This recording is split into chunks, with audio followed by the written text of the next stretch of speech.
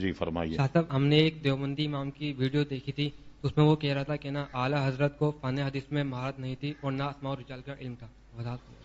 سب سے پہلی تو یہ بات بتائیے کہ آپ نے ویڈیو دیکھی کیوں؟ سمجھ گئے نا؟ یہ تو بالکل ایسی بات ہے کہ میں گڑھے میں کودا اور وہاں مجھے کیل لگ گئی، تو آپ کودے کیوں گڑھے میں؟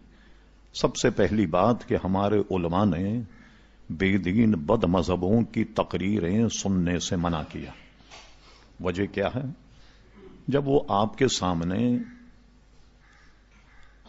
اپنے عقیدے کو بیان کرنے کے لیے قرآنی آیتیں پڑھیں، حدیثیں پڑھیں، تو آپ تو کہیں گے کہ بھئی ہمارے مولوی غلط کہتے ہیں، تو قرآن اور سنت کے مطابق بات کر رہا. کہ آپ کوئی محدث اعظم پاکستان تھوڑے لگے ہوئے ہیں کہ آپ سمجھ جائیں کہ یہ کہاں ڈنڈی مار رہا، کیا کر رہا، وغیرہ وغیرہ. اور دین کی باتیں نا کبھی کبھی شیطان بھی کرتا ہے. مشکاۃ شریف میں ہے بہت طویل حدیث، حضور علیہ السلام نے زکوٰۃ کے مال پر حضرت ابو ہریرہ رضی اللہ عنہ کو پہرے دار بنایا، اس کی نگرانی کیجیے. ایک شخص چرانے کے لیے آیا، حضرت ابو ہریرہ نے پکڑ لیا. بڑی طویل حدیث. 3 دفعے ایسا ہوا تو تیسری مرتبہ جب پکڑا تو اس چور نے کہا کہ ابو ہریرہ میں تم کو ایسا وظیفہ بتاؤں گا کہ تم رات میں اگر پڑھ لو تو صبح ہونے تک شیطان تمہارے قریب نہیں آئے گا. کہا کہ بتاؤ وظیفہ کیا؟ کہا روز سوتے میں آیت الکرسی پڑھ لیا کرو، صبح ہونے تک شیطان تمہارے قریب نہیں آئے گا. جب حضور علیہ السلام کے سامنے حضرت ابو ہریرہ رضی اللہ عنہ پیش ہوئے تو حضور نے فرمایا کیا ہوا رات کے چور کا؟ حضور سب جانتے تھے. کہا حضور میں نے پکڑ لیا تھا اور میرا ارادہ تو تھا کہ آپ کے پاس لے آؤں، مگر وہ معذرت کرنے لگا، چھوٹے چھوٹے بچے ہیں، چھوڑ دو، آئندہ نہیں کروں گا. مجھے رحم آ گیا، میں نے چھوڑ دیا. کیا وظیفہ بتایا؟ اس کا وظیفہ اس نے یہ بتایا کہ رات میں اگر تم یہ پڑھ لو تو صبح ہونے تک شیطان تمہارے قریب نہیں آئے. حضور علیہ السلام ابو ہریرہ تمہیں پتا ہے 3 دن سے تمہارا مخاطب کون تھا؟ کہا حضور اللہ اس کا رسول بہتر جانے. فرمایا خود شیطان تھا کمبا. لیکن یہ اس نے بات تم سے صحیح بتائی. تو کبھی کبھی شیطان بھی ایسی باتیں کرتا ہے، تو دوسروں کی باتیں سنیں گے تو اپنے دین میں تشکیک پیدا ہوگی کہ شاید ہمارا دین جو ہے اس میں کوئی شبہ ہے، یہ جو آیتیں پڑھ رہا ہے، یہ کر رہا ہے، وہ کر رہا. مرزا غلام احمد بھی تو آیتیں پڑھ کے لوگوں کو سمجھاتا تھا، حدیثیں پڑھ کے لوگوں کو سمجھاتا. اب اس میں کیا ہوتا ہے؟ یہ پورا فن ہے جو پڑھنا پڑتا ہے. کبھی کبھی قرآن مجید کی آیت میں جو ظاہر ہوتا ہے وہ مراد نہیں ہوتی، جو مراد ہے وہ ظاہر نہیں ہوتی. کچھ متشابہات بھی ہیں کہ پھر ہم اس میں حضور علیہ السلام کے اقوال دیکھیں گے، مفسرین کے اقوال دیکھیں گے، تب جانچ پڑتال کے بعد ایک مسئلہ نکلتا. یہ نہیں کہ کوئی آدمی تم سے کہے بھائی کہاں جا رہے ہو؟ کہ نماز کے لیے جا رہا ہوں. تم نے قرآن کی آیت نہ بھائی لا تقربوا الصلاۃ کہ مت جاؤ نماز کے قریب. واہ بھائی یہ تو قرآن کی آیت پڑھ رہا. اور وہ یہ اس نے بتایا نہیں وان تم سکارا، جب نشے کی حالت میں ہو تو مسجد کی طرف مت جانا، نماز نہیں پڑھنا. تو اس طرح کے شکوک اور شبہات پیدا ہوتے ہیں. ایک بات. دوسری بات، بہت سی چیزیں آپ اگر ذہن میں رکھیں خود مسائل حل پیدا ہو جائیں. میں نے گزشتہ ہی اتوار کو آپ سے یہ کہا تھا کہ اعلی حضرت امام اہل سنت کے کتاب کا اوپر کا صفحہ میں نے نکال کر کسی وہابی کو دیا اور کہا اس کتاب کو پڑھو. اس نے کہا یہ تو اپنے فن کا امام نظر آتا. تو پھر بتایا میں نے یہ تو مولانا احمد رضا خان صاحب کا رسالہ سب منیر العین، انگوٹھے چومنے کا ایک مسئلہ ہے جس میں پورے فن حدیث پر اس سے بہتر کتاب آپ کو دنیا میں نہیں ملے. یعنی ایک جگہ جو مسائل اکٹھا کیے نا تو فن حدیث میں اعلیٰ فاضل بریلوی کو مہارت تامہ حاصل تھی. اور جتنی بھی سندیں آپ لائیے، میں آپ کے سامنے اپنا ریکارڈ پیش کروں جو میرے پاس موجود ہے چھپا ہوا. امام بخاری تک کسی کی سند 30 واسطوں سے ملے گی، 25 واسطوں سے ملے گی. اعلی حضرت فاضل بریلوی کے پاس جب آپ نے حج کا سفر فرمایا تو ایک اس زمانے کے حدیث کے امام تھے جو اعلی حضرت کو انہوں نے اجازت دی ہے، وہ صرف 11 واسطوں سے امام بخاری تک ملتی. اتنی قریبی حدیث. اور ایک حدیث جو اعلی حضرت کی ہے، یہ پورا اس پر رسالہ ہے الاجازہ کے نام سے، ایک اعلی حضرت کی سند وہ ہے کہ جس میں اعلی حضرت نے جن سے سند لی ان سے لے کر امام اعظم ابو حنیفہ، پھر امام اعظم ابو حنیفہ کے استاد حضرت امام حماد شاگرد تھے ابراہیم نخعی، اور ابراہیم نخعی روایت کرتے تھے حضرت اسود اور حضرت علقمہ سے، اور وہ حدیث بیان کرتے ہیں حضرت عبداللہ ابن مسعود سے۔ تو امام اعظم ابو حنیفہ تک جتنے محدث ہیں یہ سب کے سب حنفی، ورنہ بعض حدیثوں میں آتا ہے کہ کوئی امام شافعی ہوتا ہے، کوئی حنبلی ہوتا ہے، اور یہ ہم پہلے بتا چکے کہ چاروں ائمہ ہمارے نزدیک حق ہیں۔ تو ایک سند تو اعلی حضرت کی وہ ہے کہ جس میں امام اعظم تک سارے محدثین جو ہیں وہ خالصتاً حنفی، اور دوسری بات میں بتاؤں، اعلی حضرت فاضل بریلوی مرید تھے حضرت آل رسول مارہروی، ان کے مرید، اور وہ تلمیذ تھے شاہ عبد العزیز محدث دہلوی کے۔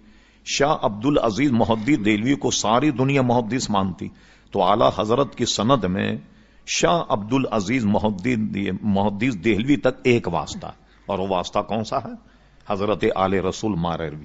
فوراً اس کے بعد ان کی سند جو ہے وہ حضرت کیا نام ہے شاہ عبد العزیز محدث دہلوی تک ملتی ہے۔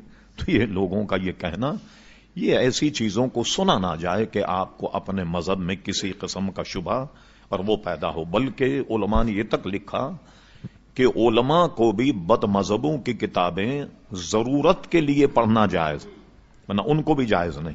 مثلا کسی سے مناظرہ ہو رہا، تب ظاہر ہے کہ عالم کو تو ہر مذہب کی کتاب رکھنی ہوگی، قادیانی کی بھی رکھنی ہوگی، رافضیوں کی بھی رکھنی ہوگی، دیوبندیوں کی بھی، کس لیے کہ مناظروں میں کام آئے کہ بتائیں آپ نے فلاں کتاب میں یہ لکھا، فلاں میں یہ لکھا، تو آپ اگر اس کو پڑھیں گے نہیں تو کس طریقے سے ہو سکتا ہے آپ میں سے کوئی پوچھے واہ بھائی یہ تو آپ نے نکال لیا کہ مولوی تو پڑھ سکتے ہیں، ہم دوسرے نہیں پڑھ سکتے۔ میں آپ کو دنیائی مثال سے سمجھاتا ہوں، اب تو خیر ایسا نہیں ہے۔ ایک زمانے بسیں چلتی تھی تو باہر لکھا ہوتا تھا چلتی گاڑی میں اترنا چڑھنا منع ہے، لکھا ہوتا تھا، کبھی دیکھا ہوگا آپ؟ نہیں۔ اچھا کنڈکٹر کو دیکھیں، وہ چلتا ہی چلتی گاڑی میں بیٹھتا ہی اور ہمیشہ چلتی گاڑی سے اترتا ہے، تو یہ اس کے لیے نہیں لکھا ہوا، وہ دن بھر کام یہی کرتا ہے، اس لیے نہیں دھوکہ کھائے گا، نہیں گرے گا کہیں، سمجھ گئے نا؟ تو علماء جو رات دن یہ کام کرتے ہیں تو وہ نہیں پھسلیں گے۔ عوام کا خطرہ ہوتا ہے کہ وہ کوئی دیکھ کر کے ایسی چیز پھسل نہ جائے، اس لیے بد مذہبوں کی تقریریں نہ سننی چاہیے اور نہ ان کی کتابیں پڑھنی چاہیے، اور علماء کو بھی بغیر ضرورت کے وہ کتابیں پڑھنی نہیں چاہیے، ضرورت کے لیے ان کے لیے جائز ہے۔ اس لیے میں آپ کو یہی ہے کہ وہ اس نے جو بات کہی وہ تو غلط کہی، مگر آپ کو وہ نہ ان کی تقریر سننی چاہیے پڑھنا چاہیے۔ اب میں اس کی 2-3 مثالیں دیتا ہوں۔ انٹرنیٹ اس وقت جو ہے ایک ظلم عظیم، میں آپ کو بتاتا ہوں چند ویب سائٹیں ایسی ہیں جن کو آپ دیکھیں تو قرآن مجید کے خلاف اتنی بکواس کہ آدمی اس کو دیکھ کر کے شبہ پیدا ہونے لگتا، اور پھر اس کے بعد میں کیا ہوتا کہ ان ویب سائٹوں کو اگر آپ دیکھیں تو اس میں لکھا ہوتا ہے کہ میں نے یہ ویب سائٹ دیکھ کر دین چھوڑ دیا، اسلام چھوڑ دیا، عقیدہ چھوڑ دیا، قرآن مجید چھوڑ دیا پڑھنا وغیرہ، تو اپنی اس میں تعداد بتاتے ہیں کہ اتنے حضرات نے اس ہفتے میں دین اسلام کو چھوڑ دیا وغیرہ وغیرہ۔ تو یہ تو ایک انقلاب برپا ہوا ہے، اور ایک زمانہ تو وہ تھا جب لوگوں کے قابو تھا منطق اور فلسفے والے جو اعتراضات کرتے تھے، ہمارے علماء بہت پریشان ہو ان کے اعتراضات وغیرہ، لیکن اللہ نے امام غزالی، امام رازی جیسوں کو پیدا کیا اور انہیں سب کو ایسے جوابات دے کر کے ساکت کر دیا کہ بعد میں کسی کو بک بک کرنے کی گنجائش ہی نہیں رہی۔ تو اب کیا ہوا؟ اب اس کا مقابلہ آپ کیسے کریں گے؟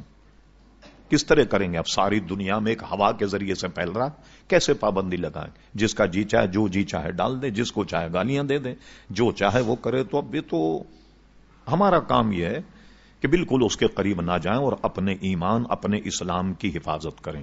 شبہ نہیں ہونا چاہیے، ایمان تو یقین کا نام ہے نا، تو اگر یقینی متزلزل ہو جائے۔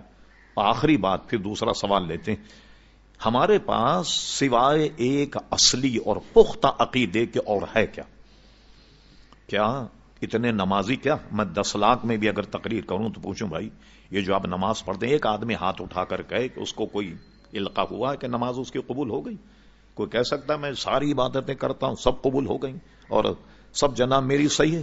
کیا منہ پہ مار دی جائیں گی ساری نمازیں، سارے روزے، سارا حج اور سارا زکات؟ کیا رہ جائے گا آپ کے پاس؟ ایک ہی تو سامان ہے نا، اور وہ سامان ہے عقیدہ. یاد رکھیے، اور پوری نظیر نہیں ملے گی آپ کو کہ اللہ تبارک و تعالیٰ نے کسی ایسے شخص کی مغفرت کر دی ہو جس کا یقین تو متزلزل ہو، ایمان نہ ہو، مگر نماز کی بنیاد پر مغفرت ہو گئی، حج کی بنیاد پہ مغفرت ہو گئی، زکوٰۃ کی بنیاد مغفرت ہو گئی. ایک نظیر نہیں بتا، ورنہ اصول پورا دھرم ہو جائے گا، ساری عمارت عقیدے کی دھڑم سے گر جائے گی. ہاں ایسی مثالیں ہیں کہ بے عمل رہا لیکن پختہ عقیدے میں تھا، اللہ نے رحم فرما دی. تو اس لیے عقیدہ جو ہمارا ہے وہ بالکل مستحکم ہونا چاہیے، اس میں کوئی صلح صفائی کی گنجائش نہیں. ٹھیک ہے، یہ ہمیشہ یاد رکھیے. کو کبھی دیکھیں نہیں بد مذہب کی، نہ کتاب دیکھیں نہ ان کی باتوں کو سنیں. اور کوئی صاحب؟ جی آپ بولیے.